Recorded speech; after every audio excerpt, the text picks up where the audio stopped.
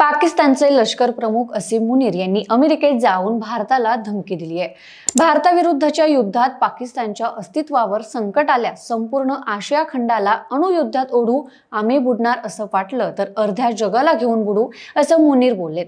अमेरिकेचे अध्यक्ष Donald Trump यांनी व्हाईट हाऊसमध्ये डिनर दिल्यापासून मुनीर प्रकाशझोतात आलेत। त्यांच्या अमेरिकेतील फेऱ्या वाढल्या।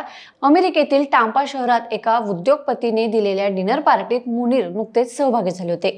या पार्टीतील पाहुण्यांना मोबाईल किंवा अन्य डिजिटल साधने सोबत ठेवण्याची परवानगी नव्हती। याच पार्टीत मुनीर यांनी भारताविरोधात गरळ ओकली।